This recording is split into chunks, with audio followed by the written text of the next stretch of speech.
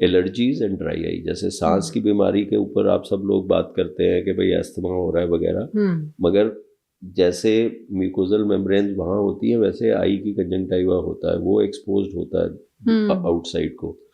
तो वो पॉल्यूटेंट्स जो हैं वो उसके ऊपर भी उतना इफेक्ट करते हैं और उससे एलर्जीज बहुत आ रही हैं। There are lot of young children and adults who are coming with allergies. क्या करना चाहिए उसके लिए? वो उसमें यही है कि एक तो आपको लुब्रिकेंट्स यूज कर सकते हैं वॉश करने के लिए, दूसरा when you go out you can wear protective और सन ग्लासेस एट्सेट्रा, एक वो यूवी लाइट को भी ब्लॉक करता है विच इज़ ऑल्सो गुड।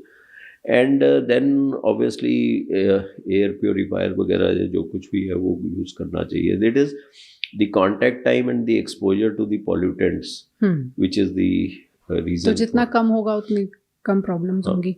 अब तो सर ओवर द काउंटर ऐसी आई ड्रॉप्स मिलती हैं, उनको यूज करना चाहिए। हाँ, लुब्रिकेंट आई ड्रॉप्स में बिल्कुल कोई हर्जा नहीं है। वो आंख को क्लीन करने के लिए across the world they are use, they just artificial tears. तो कितनी बार यूज करना चाहिए? जितनी बार आपको जरूरत हो। अच्छा, कोई ऐसा रूल नहीं है? नहीं, एड लिब बोलते हैं हम, that means at the liberty of the patient. Okay.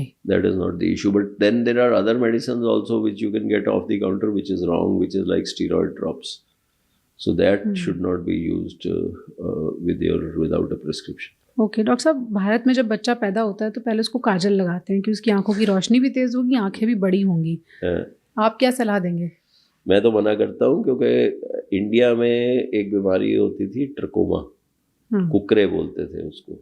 वो one of the major reason was कि जो पेंसिल होती थी या जो भी सुरमा लगाने वाला वो एक आंख से दूसरी आंख को, एक बच्चे से दूसरे में, उससे ये इन्फेक्शन होती थी, ट्रकोमा क्रेमेडिस। ये this was infection which was very very common and it was one of the causes for blindness. उसमें पलक मुड़ जाती थी, उसमें घाव बन जाते थे कॉर्निया वगैरह के ऊपर। ये आज की तारीख में बहुत कम हो गई है, बिकॉज तो एक एंटीबायोटिक्स आ गई है और दूसरा इसका यूज जो है वो कम हो गया है। So normally this is a source of infection. जो काजल एक जगह से दूसरी जगह लगाते हैं, इसका कोई साइंटिफिक बेसिस नहीं है कि ये आँख को बड़ा करेगा या आँख की रोशनी इम्प्रूव करेगा। बट ठीक है, मतलब ओल्डर पीपल और what ever one you want, that is सुंदरता के लिए लोग यूज करते हैं, तो ठीक है वो है। But ideally should not go into the eye. Even lot of these can cause some allergies. अगर ज़्यादा कॉर्निया पे रब हो जाए तो उसके ऊपर कॉर्निया में घाव भी पड़ सकते हैं।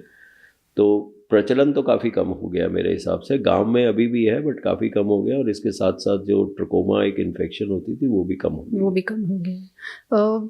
कुछ खाने से भी आंखों की रोशनी तेज हो जाती है? खाने में वही मैंने बोला, विटामिन वगैरह, ग्रीन लीफी वेजिटेबल्स आप समझ लीजिए, गाजर हो गई, शलगम वगैरह, आपका लेटस, साग वगैरह हो गया। नॉन वेज के अंदर कॉड लिवर ऑयल, फिश हो गया वगैरह, तो those are good sources. Milk, egg, so these are good sources for the vitamin that are required.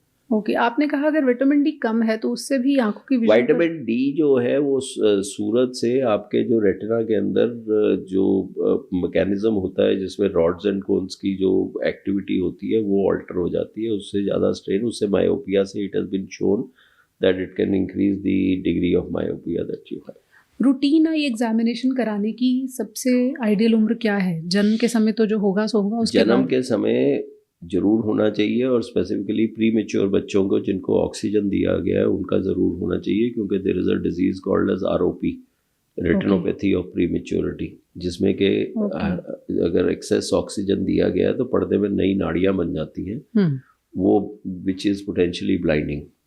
तो एनीवे एक तो जन्म पे होना चाहिए। कई बार कंजेनिटल डिफेक्ट्स होते हैं, some children can be born with cataract, कईयों की आंख छोटी बड़ी हो सकती है, यहाँ पे एक छेद होता है जिसके ज़रिए पानी गले में जाता है तो वो कांस्टेंट वाटरिंग होती है। तो एक तो वो तब होना चाहिए, then 1 year and then one would say at the time of preschool, मतलब when a person is going to school, तब चेकअप हो जाना चाहिए।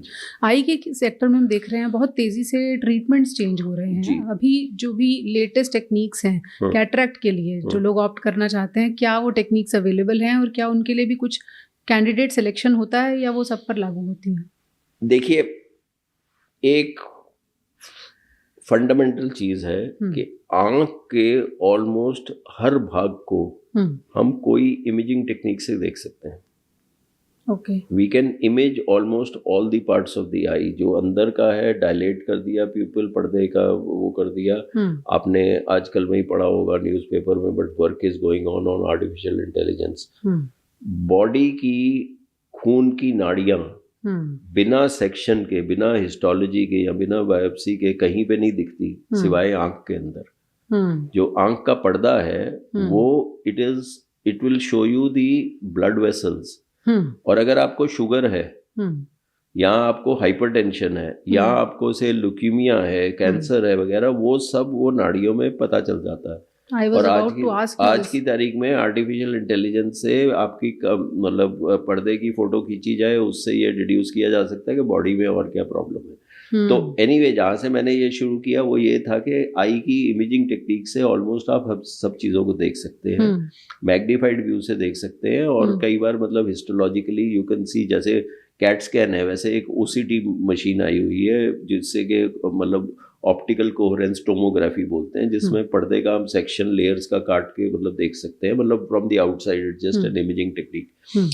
तो इसके करके लेजर्स जो हैं वो डिफरेंट टाइप के, कम से कम 10, 12, 15 तरह के डिफरेंट लेजर्स हैं जो स्पेसिफिक वेवलेंथ होती है। Laser is just a collimated light beam of a particular wavelength. उससे आप different parts of the eye को टारगेट कर सकते हैं और उसको ट्रीटमेंट में यूज हो सकते हैं।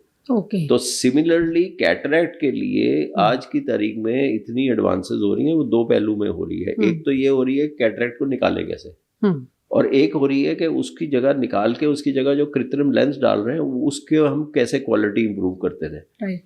तो ये दोनों चीजें हैंड इन हैंड चल रही हैं और इससे मतलब कि बहुत ज़्यादा इम्प्रूवमेंट हुई है। आज की तारीख में अगर कैटरैक्ट सर्जरी की आप बात करें तो femtosecond laser assisted cataract surgery है। ये फेम्टोसेकंड लेजर लेसिक में स्टार्ट हुआ था, लेंटिक्यूल एक्सट्रैक्शन सिल्क वगैरह में हुआ था, मगर ये 4 जो स्टेप्स हैं कैटरैक्ट के वो ये फेम्टोसेकंड लेजर करता है।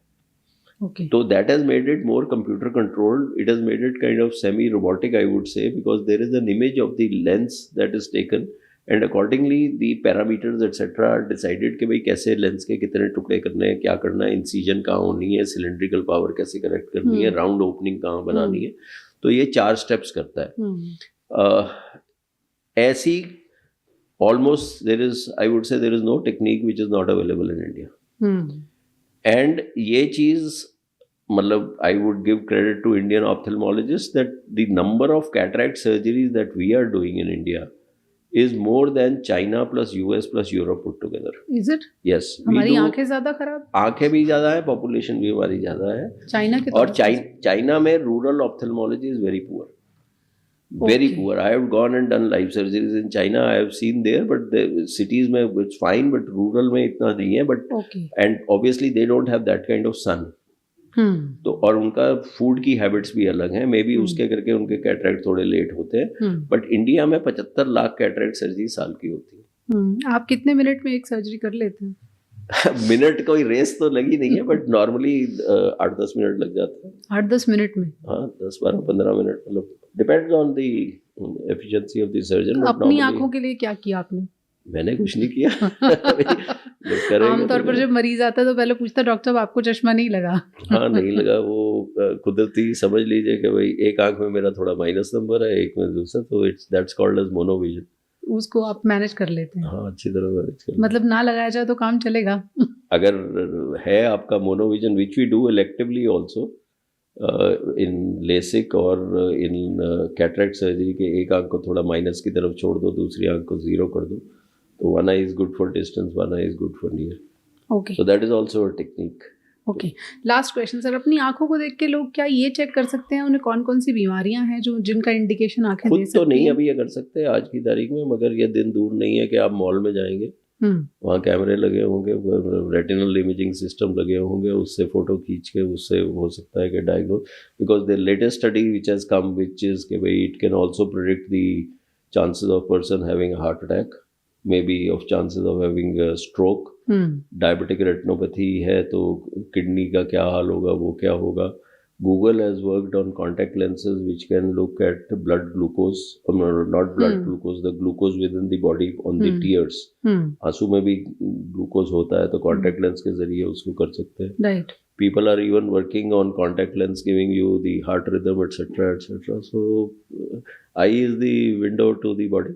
आंखें जो हैं वो आपके शरीर का भी आईना बन रही हैं, दुनिया के लिए आईना तो है ही, लेकिन आपके शरीर के अंदर कितनी बीमारियां पनप रही हैं उनका पहला इंडिकेशन आंखों के जरिए मिल सकता है।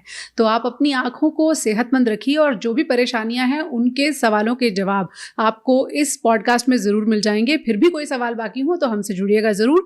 We'll connect with you again. Thank you so much sir. Follow Center for Sight and post your queries to get answers from the experts.